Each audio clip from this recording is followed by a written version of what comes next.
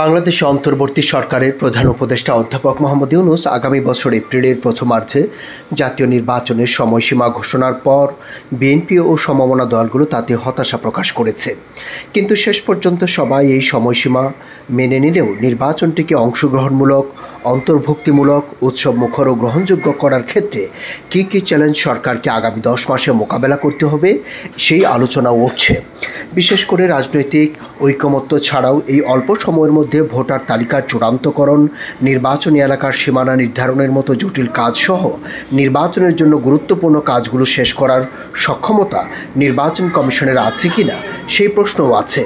প্রধান উপদেষ্টা জাতির উদ্দেশ্যে দেওয়া ভাষণে বলেছেন, ইতিহাসের সবচেয়ে অবাধ, সুষ্ঠু, প্রতিদ্বন্দ্বিতাপূর্ণ ও গ্রহণযোগ্য নির্বাচন আয়োজনের জন্য সকল পক্ষের সঙ্গে আমরা আলোচনা করেছি। যদিও তার ঘোষিত নির্বাচনের সময়সীমাই বিতর্কের মুখে পড়েছে। অভিযোগ উঠেছে, এই সময় নির্ধারণে দেশের সংখ্যাগরিষ্ঠ রাজনৈতিক দলের মতামতকেই তিনি উপেক্ষা করেছেন।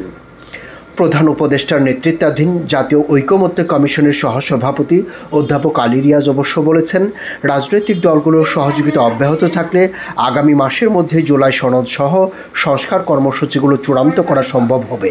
মিস্টার ইউনূস তার ভাষণে বলেছিলেন, জুলাই সনদ অনুযায়ী আশু করণীয় সংস্কার কাজগুলো বাস্তবায়নের পাশাপাশি বাকি অংশের বেশ কিছু কাজও তারা শুরু করে যেতে চান।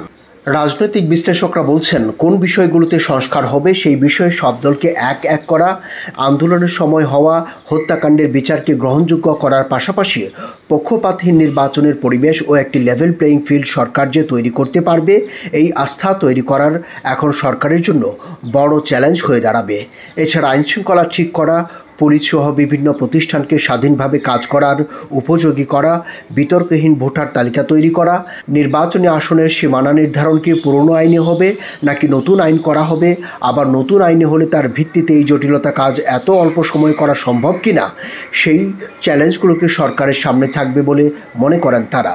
ঢাকা বিশ্ববিদ্যালয়ের শিক্ষক ও রাজনৈতিক বিশ্লেষক জুবাইদা নাসরিন বলছেন, সরকারের সামনে প্রকৃত চ্যালেঞ্জই হবে নিজে নিরপেক্ষ থেকে একটি পক্ষপাতহীন অন্তর্ভুক্তিমূলক নির্বাচন তারা যে করতে চায় সেই আস্থাটা অর্জন করা।